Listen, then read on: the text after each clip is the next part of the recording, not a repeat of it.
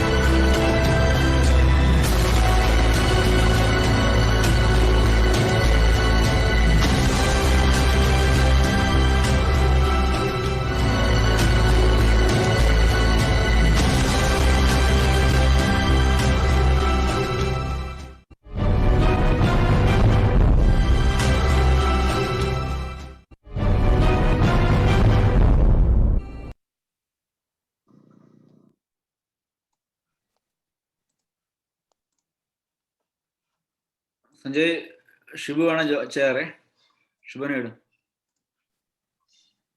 അച്ഛനത്തിലുണ്ടാകും. നമസ്കാരം. അതെ, ഞാൻ കൊറിയൻ വിജു. മനസ്സിലായി. Good morning. Shibu. Good morning to all. എല്ലാവർക്കും നല്ല നമസ്കാരം. Shivu. Namaskar. Yeah. Sure. Let's start. Yeah. So, good morning, everyone. Welcome to the 48th episode of Dr.Live program. So, Brampton Malayali Samayathinte Dr.Live programine innu 48ാമത്തെ ആഴ്ചയിൽ എത്തിയിരിക്കുകയാണ്. ഈ അവസരത്തിൽ ഇതിനു വേണ്ടി പ്രവർത്തിച്ച BMSന്റെ പ്രസിഡന്റും നെടുന്തൂണുമായ ശ്രീ കുര്യൻ പ്രക്കാനത്തിന്റെ നേതൃത്വത്തിലുള്ള എല്ലാ ഭാരവാഹികൾക്കും ഇതിൽ പങ്കെടുത്ത എല്ലാ ഡോക്ടേഴ്സിനെയും അതേപോലെ തന്നെ ഈ പ്രോഗ്രാമിനെ സപ്പോർട്ട് ചെയ്ത എല്ലാ വെൽ വിഷേഴ്സിനെയും BMSന്റെ പേരിൽ ഞാൻ എൻ്റെ വ്യക്തിയുടെ പേരിലും BMSന്റെ പേരിലും എൻ്റെ നന്ദി അറിയിക്കുകയാണ്. അതേപോലെ ഇന്നത്തെ ഡോക്ടർ ലൈവ് സെഷൻ എടുക്കാൻ നമുക്ക് എത്തിയിരിക്കുന്നത് ഡോക്ടർ കേണൽ AC Praveenkumar ആണ്. Doctor is a well-known professor who served Indian Armed Forces for 25 years. Also, he published a lot of books in healthy living. Also, as well as he got Vishishtha Seva Medal Award from President of India for his distinguished services in armed forces. ഡോക്ടറെ പറ്റി കൂടുതലായിട്ട് നമ്മുടെ സ്വാഗത പ്രസംഗത്തിൽ പറയുന്നതായിരിക്കും. അതേപോലെ ഇന്നത്തെ chief guest ആയിട്ട് എത്തിയിരിക്കുന്നത് റവറന്റ് ഫാദർ സുനിൽ ചാക്കോ ആണ്. അച്ഛന് സെന്റ് മാത്യൂസ് മാർത്തോമ ചർച്ച് മിൽട്ടണിലെ വികാരിയാണ്. റീസെന്റ് ആയിട്ട് കാനഡയിൽ വന്നതാണ്. അതേപോലെ സെറ്റിൽ ആയിക്കൊണ്ടിരിക്കുകയാണെന്ന് വിചാരിക്കുന്നു. സമൂഹത്തിന്റെ വിവിധ തലങ്ങളിൽ വിവിധ പ്രവർത്തനങ്ങൾ വളരെയേറെ മുൻപന്തിയിൽ നിൽക്കുന്ന വെരി ഹംബിളും ഓണസ്റ്റും കമ്മിറ്റഡുമായ അച്ഛനാണ്. ഞാൻ കൂടുതൽ ദീർഘിപ്പിക്കുന്നില്ല.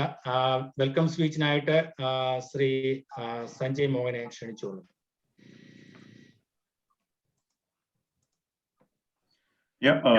Thank you, Shibu Chari. So, welcome everyone to the BMS Dr.Live. I hope everyone of you is staying well, safe and healthy. So, thank you everyone for being with us here today. We are very pleased to welcome those who have been with us for a long time, and as well as those who are new to the group. So today marks the 48th episode of BMS Dr.Live. We are very proud and honored to be able to host it today with all of you. To begin with, I would like to welcome our president, Sri Kurien Prakanam. So Kurienji's leadership and vision is the inspiring and the motivational force behind the success of this program. So welcome again, Kurienji. Next, I would like to welcome our BMS Board of Trustee members, BMS board members, committee members, sponsors, other community and club members, our participants and viewers on social media, and all our well-wishers across the world, especially Canada, US, Middle East, and other parts of the world. Thank you. And our biggest welcome to Dr. AC Praveenkumar, who would be chairing this session. Doctor has been on the earlier sessions, and welcome back again. Doctor will be providing a lot of guidelines, insights, and recommendations on the today's topic, which is health and liver diseases. Our chief guest for today is Father Sunil Chacko. He is the new vicar of the St. Matthew's Church, Mississauga, Malton. We are very happy that he's joining us and making this public appearance in a program like BMS. Thank you very much, Father.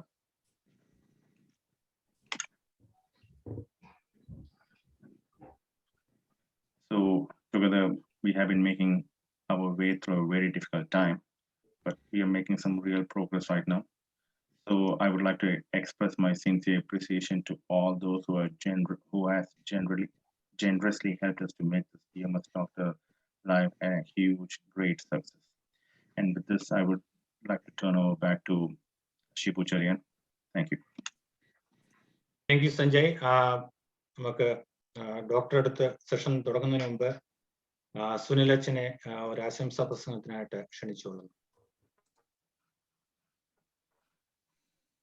Good morning to you.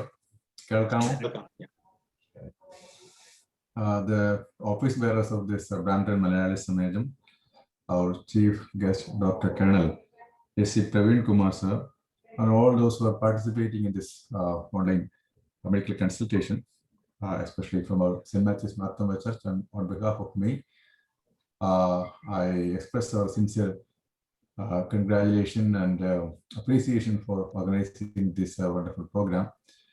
As we all know that this is a difficult time for all human beings. Covid times എന്ന് പറഞ്ഞാൽ വളരെ ബുദ്ധിമുട്ടുള്ള ഒരു കാലമാണ്.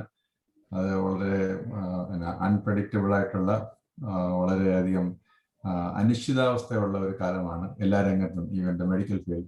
അവിടെ എല്ലാവർക്കും ഒരു proper medical ഗൈഡൻസും ഒക്കെ കിട്ടുന്നത് അത് ഈസിയായ കാര്യമല്ല. പ്രത്യേകിച്ച് ഇങ്ങനെ അത് ഏത് രാജ്യത്തിലാണെങ്കിലും ഏത് ലോകത്തിലാണെങ്കിലും അത്തരത്തിൽ now the Brampton Malaria Association Samajam is organizing such a program to benefit all the communities in the Brampton area and other related area. അതിൽ പ്രത്യേകിച്ച് അങ്ങനെ ഓർഗനൈസ് ചെയ്തതിൽ appreciate the Brampton Malaria Samajam for organizing this wonderful program. Also, ഞാൻ എല്ലാ പ്രാർത്ഥനയും ആശംസ അറിയിക്കുന്നു from my side and from my church. ദൈവം നിങ്ങളെ എല്ലാവരെയും അനുഗ്രഹിക്കുകയും സഹായിക്കുകയും ആശീർവദിക്കുകയും ചെയ്യട്ടെ. പ്രത്യേകിച്ച് I express my sincere thanks for inviting me for this program. Thank you so much. May God bless you all. Thank you. Thank you, Acha. Thank you for your short and sweet message. We well appreciated. Before going back to Dr. Prasan Kurian, do you have anything to say? No, everything is fine. Just go ahead. And thank you, Achan, and thank you, Doctor, again.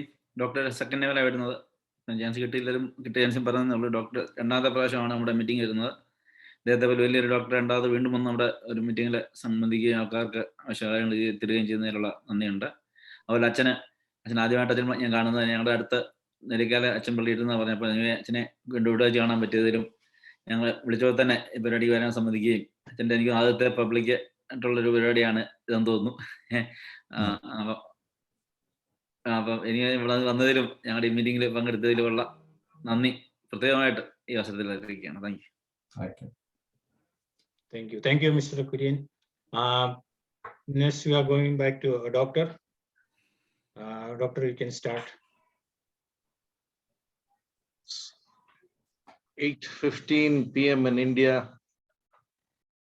And I say a very good evening and a happy weekend for all of you. And I thank each one of you for having re-invited me for a small talk on health and liver. I convey my thanks to Mr. Kurian and the entire team for having given me another opportunity.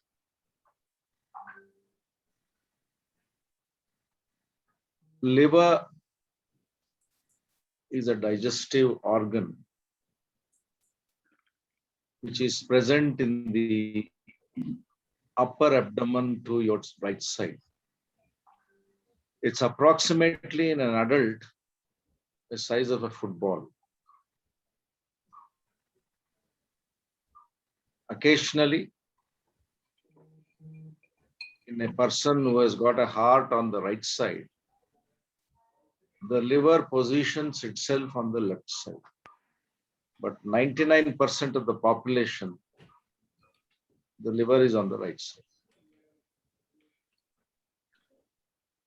It's a quiet organ, really does not require any special care. In fact, it's a very thankless organ. Keeps working from the time we are born until we die. Basically, it's a digestive organ and produces a very important substance, broadly we call it as bile, which is responsible for the digestion of major food products which we consume.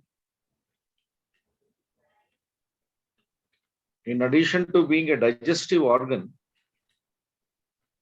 it also has many storage functions. Especially important things are stored Example, glucose. You're all sitting at 10:30. I'm sitting here at 8 o'clock. My last meal was at 2 p.m. And my liver is constantly supplying glucose to the body, which is very, very important, especially to your brain. As you all know, brain cannot survive without glucose.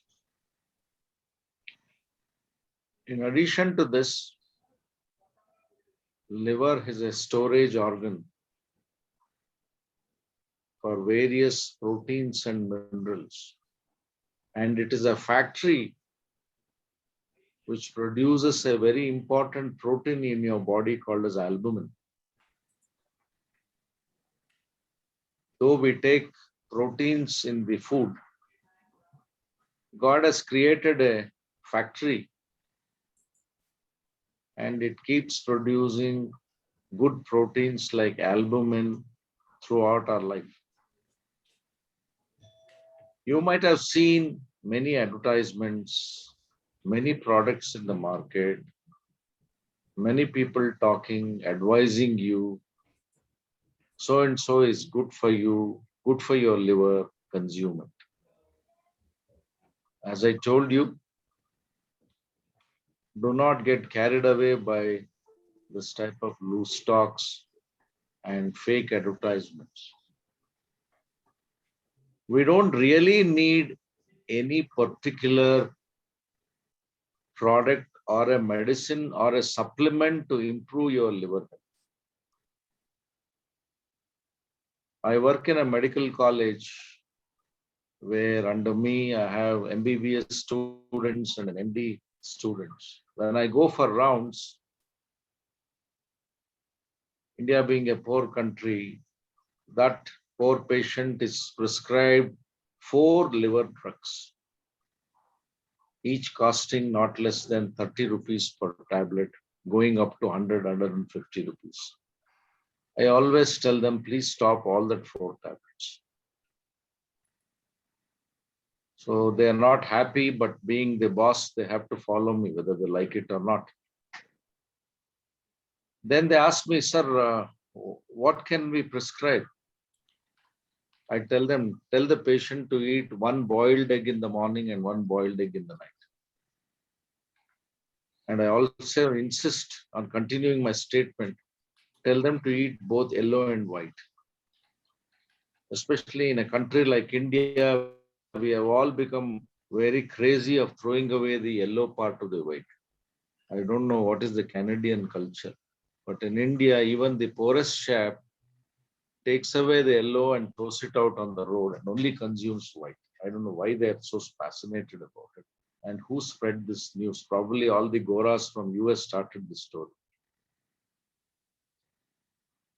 So I tell my residents, if the patient is eating egg, tell him to have egg. And if the patient is not eating egg, tell him to have 200 grams of groundnuts every day. Because as you all know, groundnuts also contain 40% proteins, which is a first-class protein.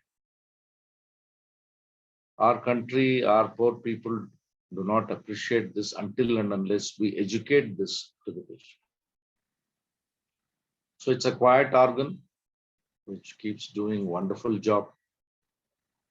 Do not supplement, do not give any special medications. None of them have been proved to be of any value from the prevention point of view, from the protection point of view, from the treatment point of view.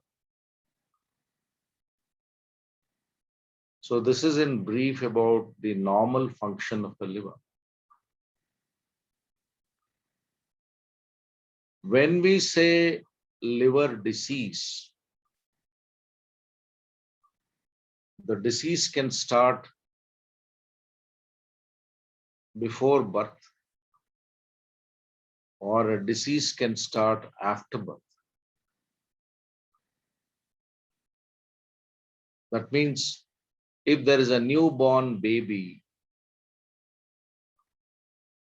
on day 1 you see the yellow eyes, urine being very, very dark yellow. take it for granted there is a major issue. This is a child with a major liver disease because of some birth defect in the pipeline. We call it as biliary atresia, because we don't expect a newborn baby to have jaundice immediately after birth. At the same time, there is an entity called as neonatal jaundice or physiological jaundice. All of us must have had it when we came out of our mother's womb. It generally starts after about 2 to 3 or 4 days after birth and stays on for about 4 or 5 days, and then it goes. This is called as the physiological jaundice. Nothing to worry. Reassure the parents. Sometimes the jaundice is very light. Some children have little extra jaundice, but this is a physiological jaundice. This happens because the red blood cells which are given by the mother is much more when the baby comes out. Baby does not require so much of red blood corpuscles. So what baby does is it destroys all the extra red blood corpuscles, and this in turn produces jaundice, and it goes away in a span of about a week's time. But if the jaundice is more,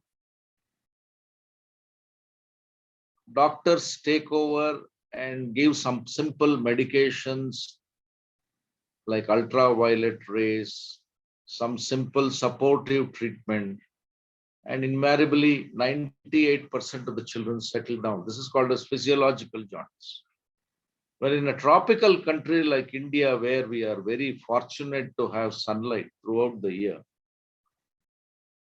a lot of these babies are exposed to sunlight, which is an age-old regime, a beautiful regime, a wonderful regime. And this ultraviolet rays clears the jaundice pigment from your blood, and baby becomes healthy within 48 hours or 72 hours. But unfortunately, even in India, less and less people are exposing themselves to sunlight because of the color consciousness. We see young girls closing their face and then walking around on the road like respected Muslim ladies, which is unfortunate. We want sunlight for various issues, including bone development, manufacturing vitamin D. This is lacking in most of the people, even in India. They don't go out to the sunlight. And I'm sure in a country like yours, it is still bad, because I'm told most of the time you hardly have any sunlight. Correct me if I'm wrong. So that's about the physiological jaundice. But sometimes, as you pass through your childhood to the adult, you can carry some birth defects inside the liver cell.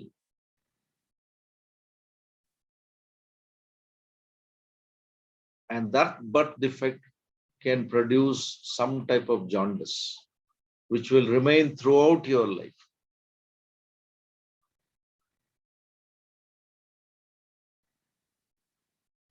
We have various names for them. I don't want to give you the details and confuse you. We call it as congenital hyperbilirubinemias. One of the important jaundice substance or a pigment is called as bilirubin. So if your bilirubin is more, and it is going on for years, we club you under a group called as congenital hyperbilirubinemia. In this, there are various types which is invented by various scientists like Gilbert syndrome, Krieger-Najjar syndrome, Rotar syndrome, Dubin-Johnson syndrome, based on the liver function report. But the bottom line is there is some defect in the factory. It's a manufacturing defect.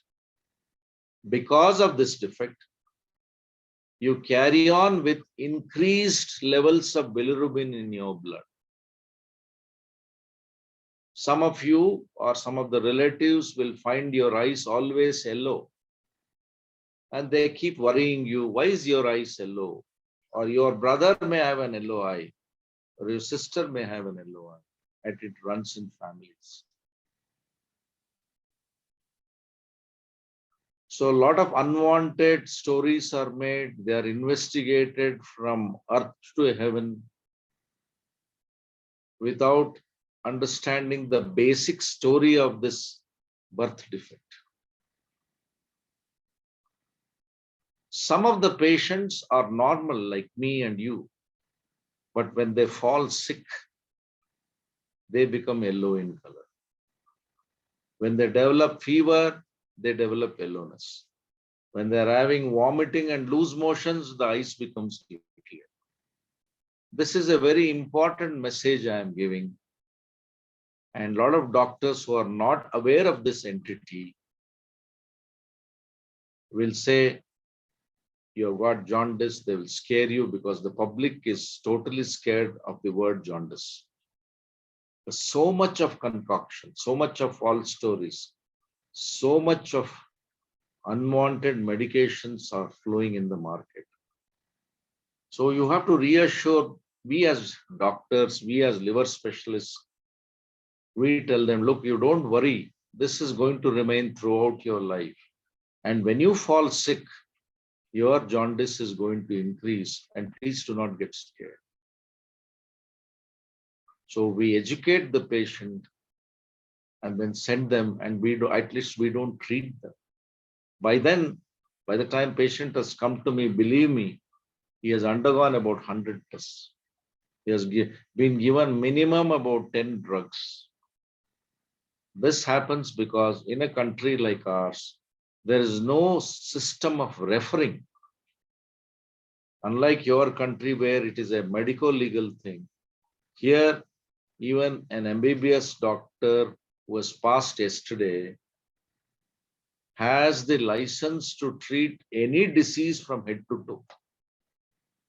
That culture of referring patients to respective specialists is still at an infantile stage, especially in the private practice. In an institution, nobody is biased. They keep referring and the flow is proper. But in a private practice, an MBBS doctor is scared that he's going to lose that patient. He's going to lose the practice. So the referral system is bad in a country like India. So by the time they reach me, I see a bundle of pages, a bundle of tests, bundle of medications wasted on him and putting a big financial strain on the patient. And when he walks out of my place, he goes out without any tests and without any medicines, and he will ask the patient sitting outside, is he really a qualified liver specialist? So that is the problem with jaundice, which starts since birth. There's a two spectrum. One goes on for life. The other spectrum is soon after the birth, baby is born with jaundice. That's bad. That means something is major, long. Patient, a child may require a surgery very soon, because you all know if the jaundice pigment is not looked after, it keeps raising day by day. And once it starts raising, it's going to get deposited in the brain, producing permanent damage, irreversible damage. We call it as kernicterus. We don't want that situation to come. And jaundice at birth is an alarming issue. But most of the time, it is a physiological jaundice. But until proved otherwise, every jaundice in a newborn baby must be looked carefully so that you don't miss out on genuine, correctable jaundice. Then we come to the liver disease as we grow old. Liver disease as you grow old can be of three types. Pre-hepatic, that means if you have some problem of the substances entering the liver, you can develop jaundice. Hepatic, that means the problem is inside the liver. You can develop jaundice. Lastly, extrahepatic. That means the problem is outside the liver when the material is going out of the liver factory. There is a problem there. Pre-hepatic is in the raw material stage. Hepatic means in the factory. Post-hepatic means when your materials are going out of the factory, there is a problem. What are the examples? Now, before I describe them, basic definition of jaundice. Eyes become yellow. The white part of the eye called as conjunctiva becomes yellow. The yellowishness depends on the severity, light yellow, orange yellow, deep yellow, which becomes little greenish.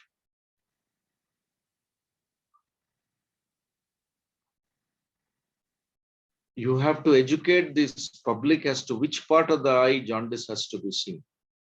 It is in the white portion, conjunctiva, sclera, not in the dark portion, the black portion. And it should be seen in daylight, not in a tube light. You can get false negativity, false positive. It has to be seen in a daylight to appreciate the intensity of jaundice.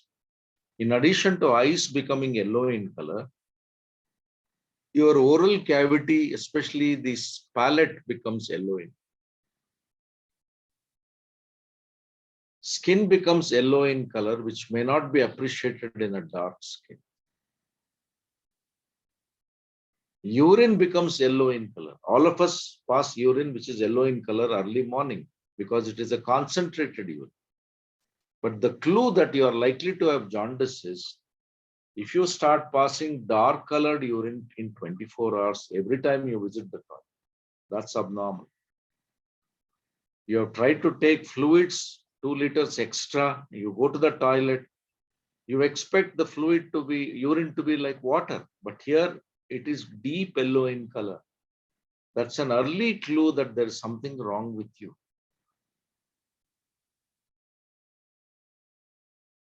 In olden days, our grandmothers used to tell you all to collect urine in a bottle and they would put some rice into it. And after some time, the rice would become yellow in color. So that gave them a clue that you are having jaundice. But all those things are gone now because of availability of liver function tests in every nook and corner of our country.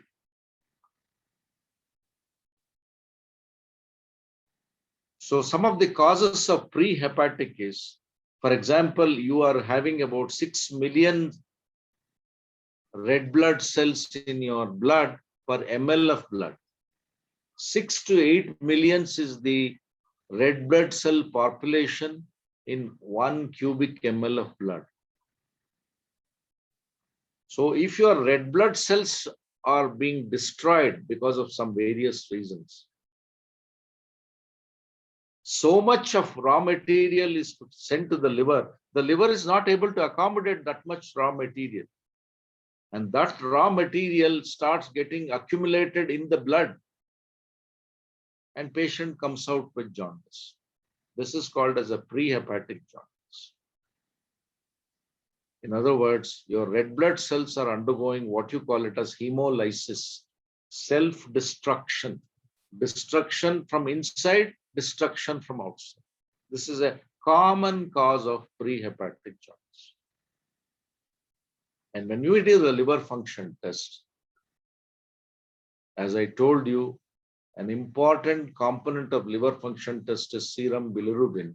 The bilirubin will be high. It will keep rising.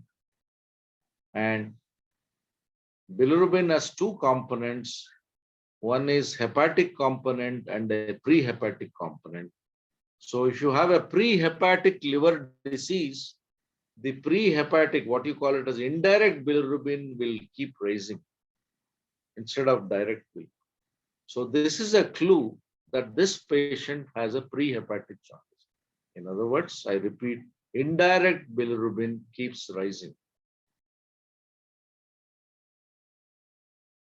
Then we come to hepatic, very interesting. As I told you, you can have a liver disease since birth. You can also have a liver disease, what we call it as hepatic jaundice, if you have a problem with your copper metabolism. If there is a problem with your copper metabolism, excessive copper deposits in the liver happens, and in turn it also gets deposited in the brain, producing liver and brain disease, what we call it as Wilson's disease, WILSONS. In the same way, you can have a disease of the liver when excessive iron is deposited.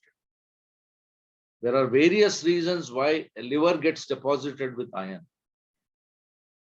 Example is hemochromatosis. The liver can totally get damaged as more and more iron is deposited in the liver. These are two things which should be kept in mind, because many times we miss out because we don't think about it. Invariably, these two diseases start from childhood. And when an adult comes out, it's been going on for years, it has not been looked into it. By the time they come to us, it's quite late because already the damage is done. But if these two diseases, that is iron disease and copper disease, are detected very early, it is 100% curable. It can be controlled and you can have a normal lifespan. The other examples of liver disease, hepatic disease is common, is alcohol. There's no point in consuming alcohol in a large amount. We call it a significant amount,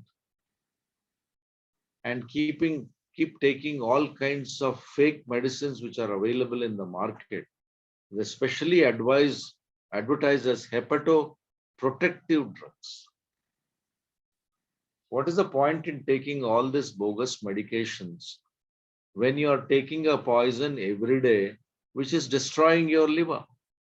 So one of the major diseases all over the world is alcohol, ethyl alcohol. It takes time for the liver disease to develop.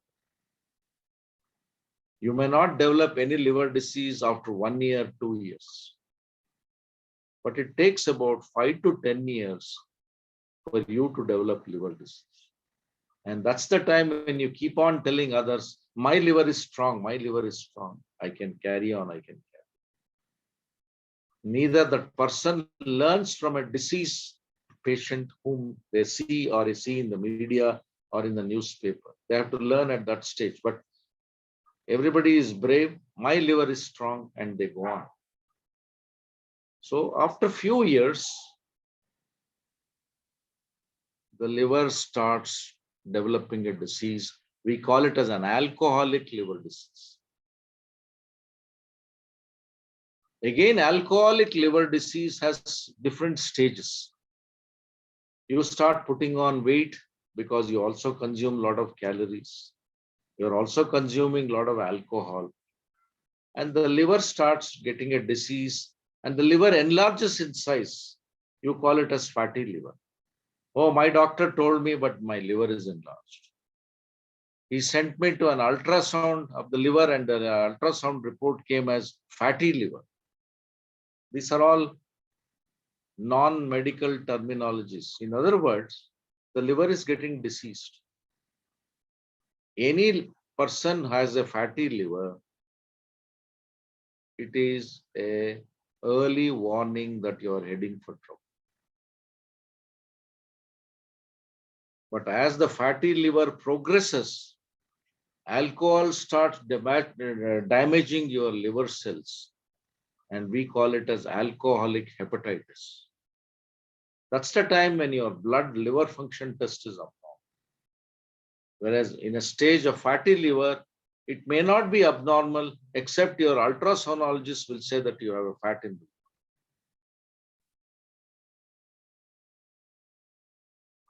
When you reach alcoholic hepatitis stage, it is bad. Already the disease has set in. As this disease progresses, patient develops what you call it as an end stage liver disease. The end stage liver disease is called as cirrhosis of the liver. That's gone. It's become like a coconut shell.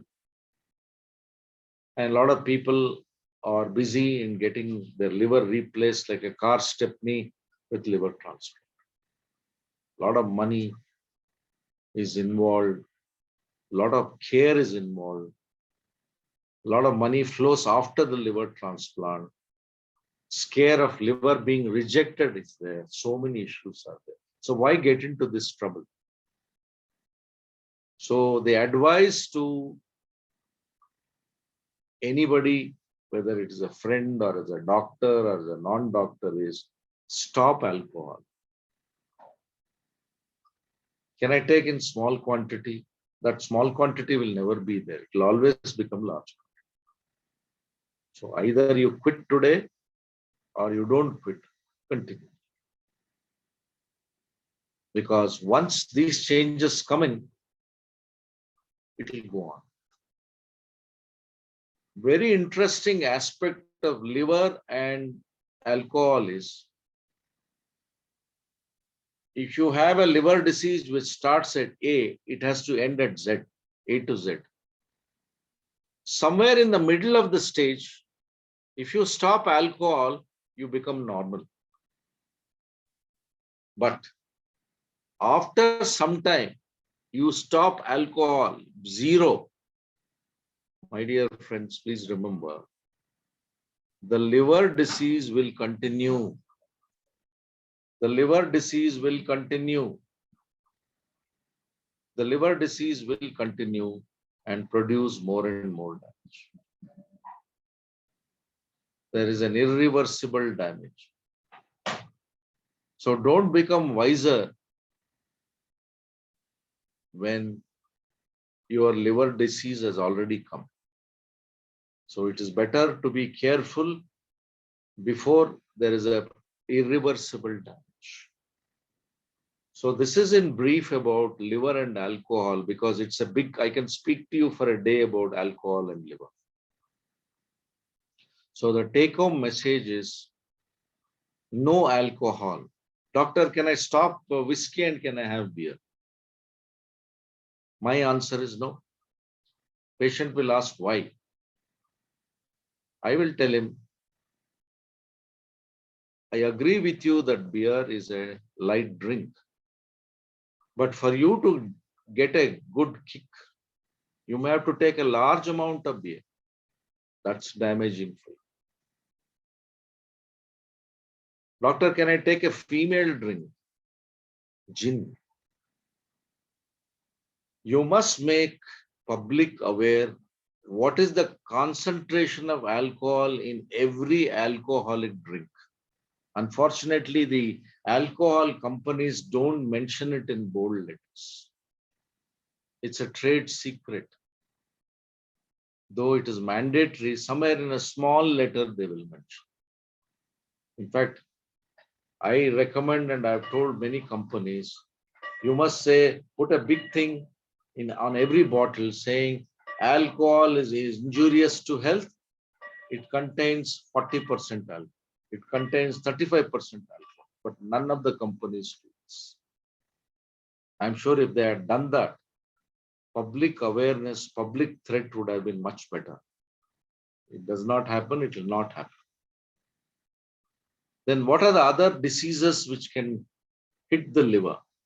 Most important in our country, all over the world, is virus. What are the types of viruses we have? We have viruses which are got special interest in the liver.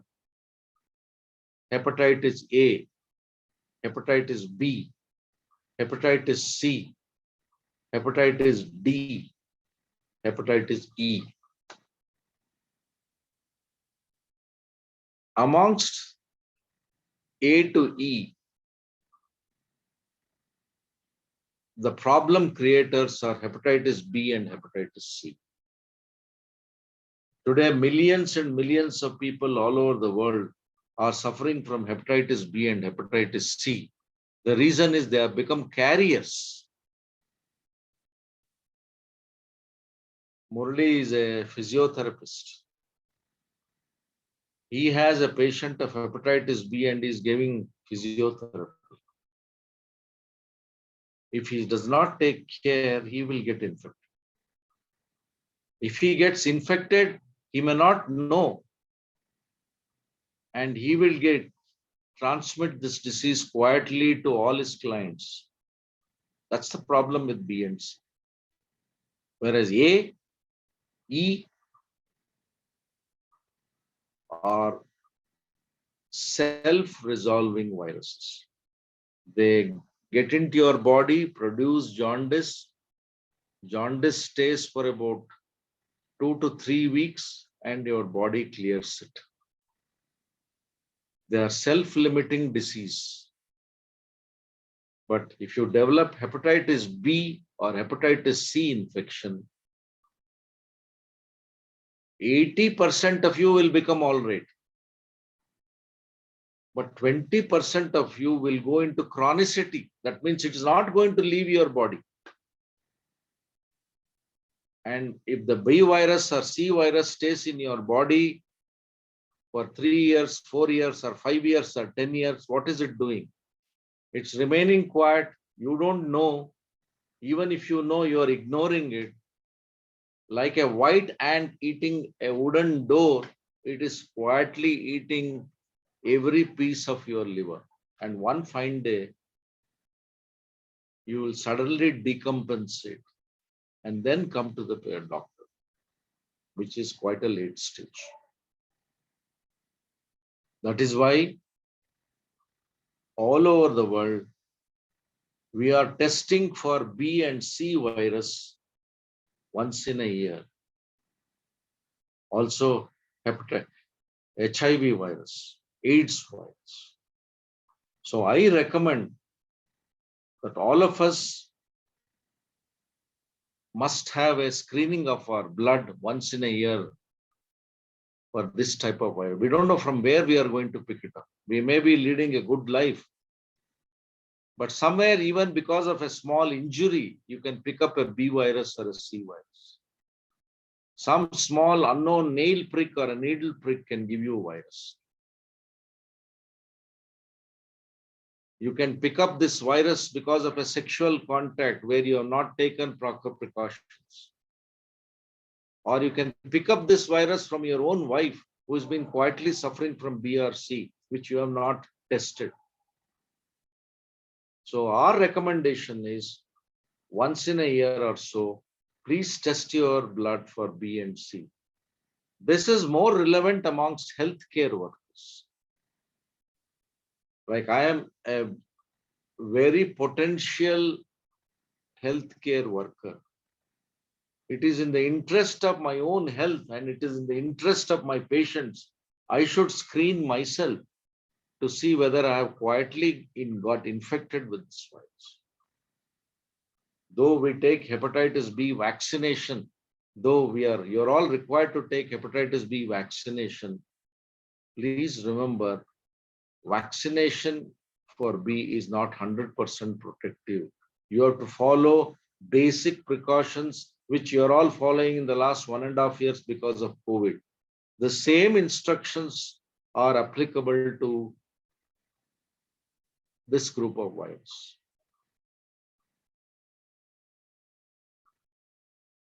So you can have A virus, B virus, C virus, D virus, C virus. And as I said, B and C are deadly. You can become carriers. What is the problem with carriers? In the next 10-12 years, you will have an end-stage liver disease called a cirrhosis, where your liver is damaged more than 90%. It reaches an irreversible damage. The other worst part of B and C is they are responsible for you developing liver cancer. Once there is a liver cancer, your lifespan is less than 5 years. And most of the liver cancers today are because of this B virus and C virus, which has been going on in your system for about 10 to 15 years. Especially in countries of Southeast Asia, Taiwan and all, where children pick up B virus at school age. At 30, 35, they're having liver cancer. All over the world, we have a statistics how many people are positive for liver disease with hepatitis B. In a country like India, 5 to 10% are positive for hepatitis B. In your country and in USA, it is 0.1% because of your screening programs, your disposable waste, the things where you look after your equipment, needle disposal, syringes, medical equipments, one-time use, your incidence is much lower.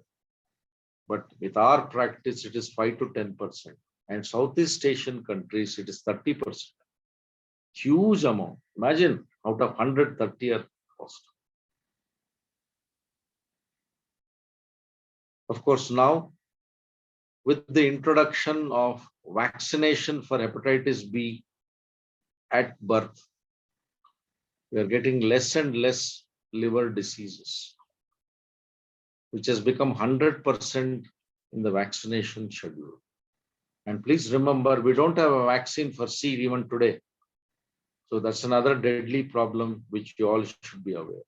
A lot of people are only interested in B, but please don't forget C, because C is much more deadlier than B. But ultimately, the take-home message is B and C produces a bad liver disease, an end-stage liver disease, and a lot of people develop liver cancer. That's the message I give you. So we have alcohol, we have viruses. In addition to that, rare viruses can hit the liver disease. For example, leptospirosis, we call it as a kind of a viral disease which spreads from rats. If you have an infected rat, that rat can give you an infection which can go into the liver from the rat stool pellets and rat urine. So if you have a rodent population, please take care, destroy them, and make sure that you don't get contaminated with their waste products. You can develop a liver disease because of ticks. You have various types of ticks which go on your pests, hard ticks, soft ticks, crab ticks. They can bite you and produce what you call it as a typhus fever. So please be aware and keep those ticks, fleas and lice away by taking many precautions. Then the other cause of a hepatic jaundice is drugs. Some of the drugs which you are consuming, For example, tuberculosis drugs, drugs given in blood pressure, drugs given in cancer can directly damage the liver and produce jaundice. So be aware that if you are taking any drug for any disease, educate yourself whether it has got any side effect on the liver, because if it is not appreciated, you can develop what is called as a drug-induced liver disease.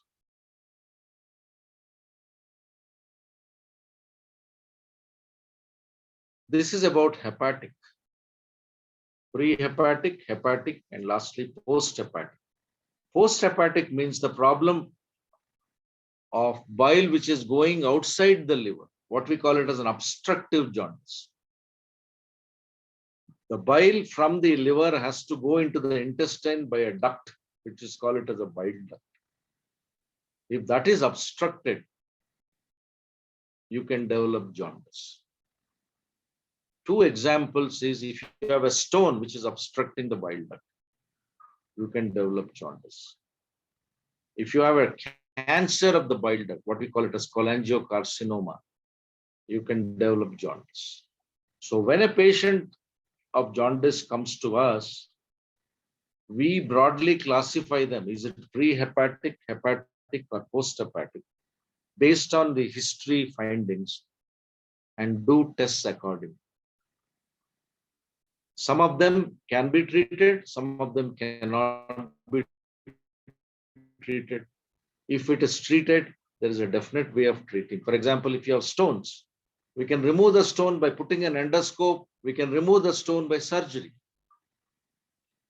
But if you have cancer, if you have come in an early stage, we can remove that cancer mass and cure you of the disease.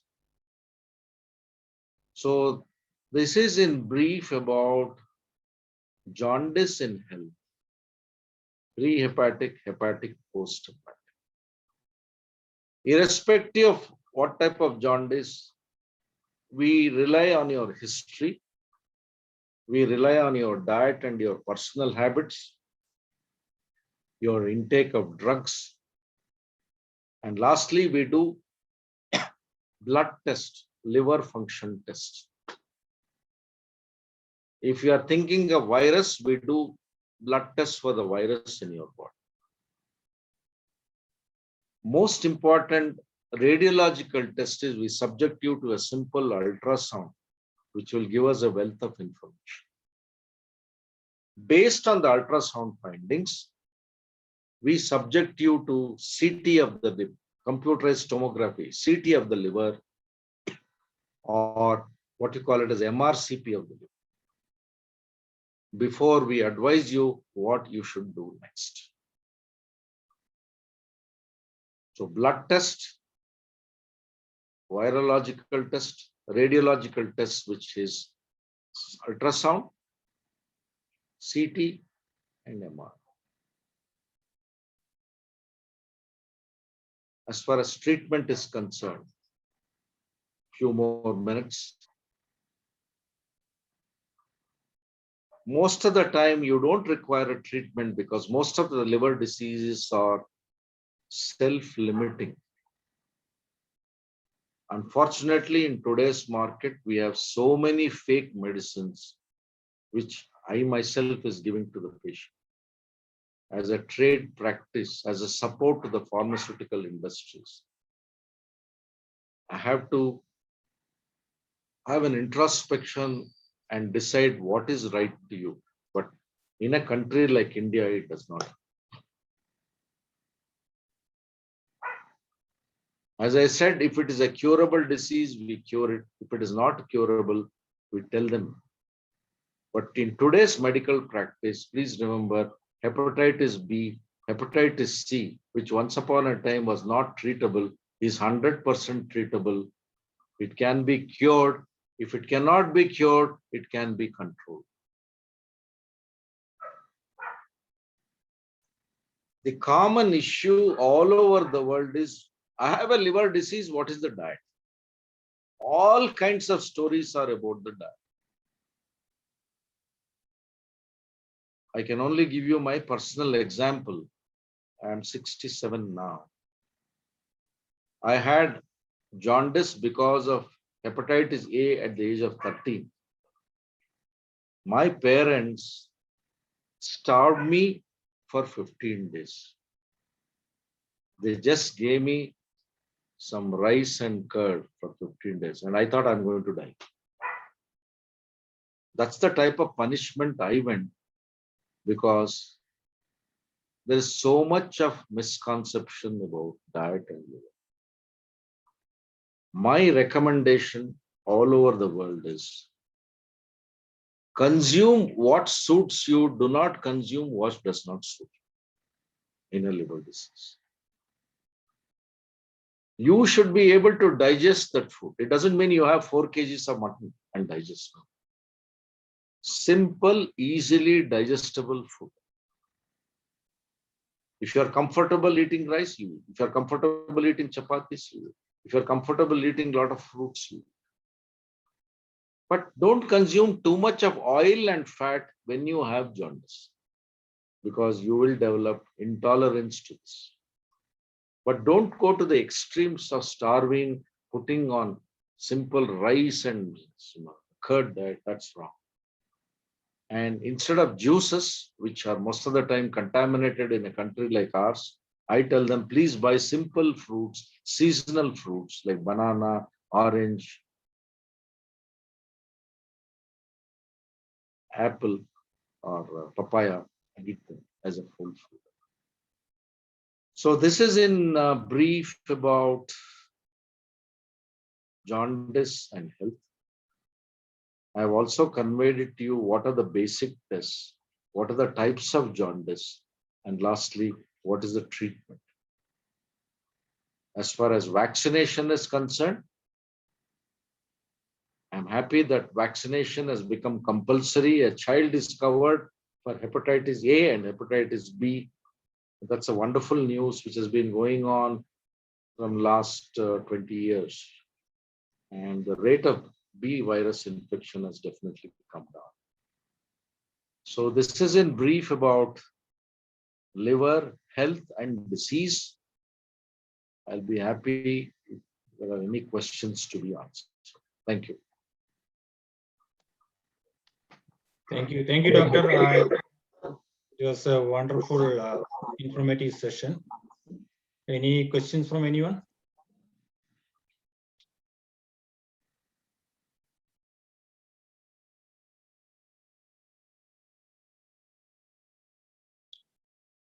Doctor, so I remember in my childhood, getting the vaccine for, I think it is hepatitis B or C virus. So once you get that vaccine, do you have lifelong immunity, or is there a booster dose needed for that, or how does it work, doctor? Because it's been at least 20 years.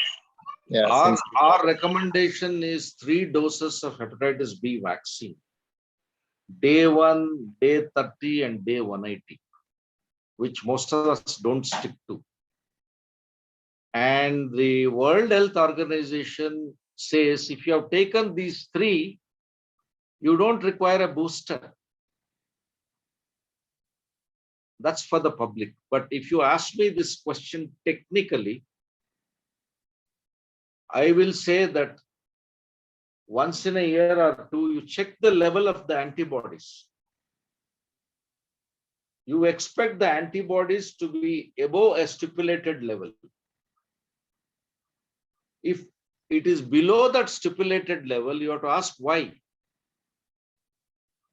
You may have to take a booster and see whether your antibody levels go up.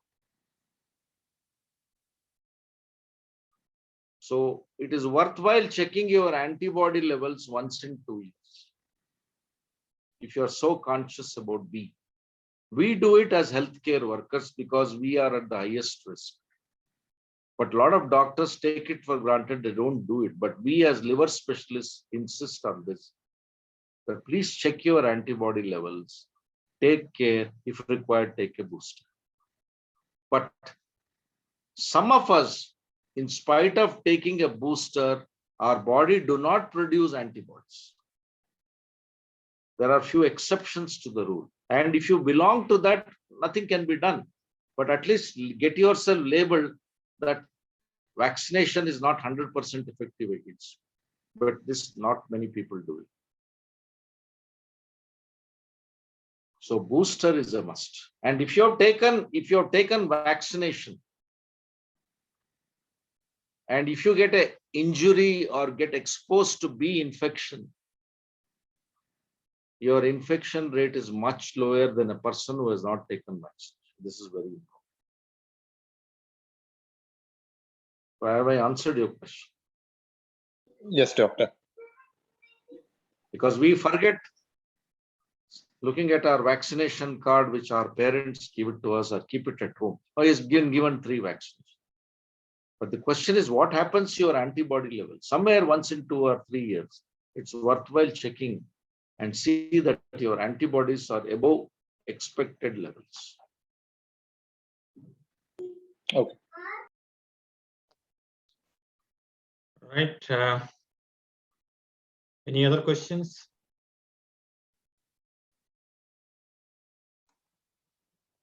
There's a question in the chat.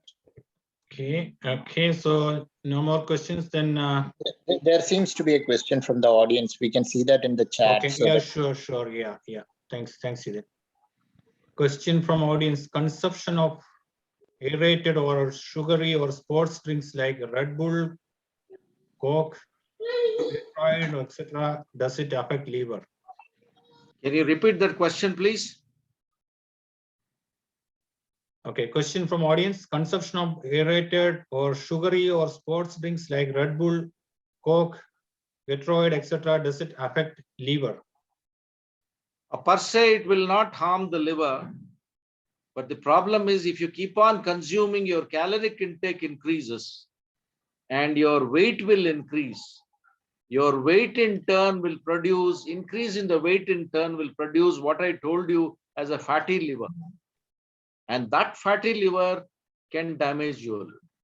So if you are consuming all these sugary products, make sure that in the next 1 week you burn it by doing some kind of a vigorous aerobic exercise. We don't want you to increase your bank balance. You have to keep on reducing your bank balance. That means the amount of fat which is getting deposited in the liver. That should not be promoted. Any other questions, please?